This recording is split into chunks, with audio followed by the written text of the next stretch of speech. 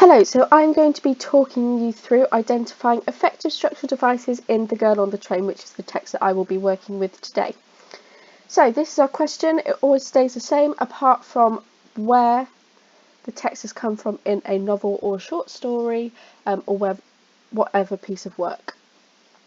You now need to think about the whole of the source. This text is from the beginning of a novel. How has the writer structured the text to interest you as a reader? You could write about what the writer focuses your attention on at the beginning of the source, how and why the writer changes this focus as the source develops, any other structural features that interest you. So the only thing that changes is this little bit here. So our context then, always important to read. This text is taken from The Girl on the Train by Paula Hawkins, written in 2015. This text introduces the main character Rachel and her thoughts as she commutes to work in London.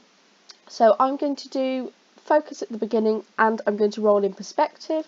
So I'm looking at bullet point 1 and bullet point 3. So I'm just going to read you the first paragraph, which is where I'm getting my information from. If you want to read the rest of this, it is up in the resources for you to have a look at. So, Friday the 5th of July 2013, morning. There is a pile of clothing on the side of the train tracks, light blue cloth, a shirt perhaps jumbled up with something dirty white. It's probably rubbish, part of a load fly-tipped into the scrubby woods up the bank. It could have been left behind by engineers who work this part of the track. They're here often enough. Or it could be something else. My mother used to tell me that I have an overactive imagination. Tom said that too. I can't help it. I catch sight of these discarded scraps, a dirty t-shirt or a lonesome shoe, and all I can think of is the other shoe and the feet that fitted into them. So, obviously you need to consider the whole text, but the what a good one looks like I'm going to show you. I'm just taking evidence from the start because I'm just focusing on the start because that's a bullet point that we can fulfill. So we're fulfilling this one here by looking at the beginning. So, at the beginning of the extract, so I'm making it clear where I'm talking about in the text, the narrator focuses the reader's attention, so I'm reusing language that's in the bullet point, on a pile of clothes sat on the side of the train track she is travelling on. So I'm just giving a little bit of background information as to where I'm taking this from, then I'm using my evidence. There is a pile of clothing on the side of the train track. This could confuse the reader initially, as this is a very mundane topic for a book to start itself upon.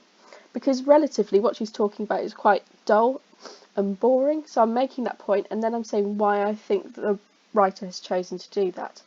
However, the continuing paragraph gives the reader insight into the narrator's state of mind, so I'm using another quotation to support why I think it's being done.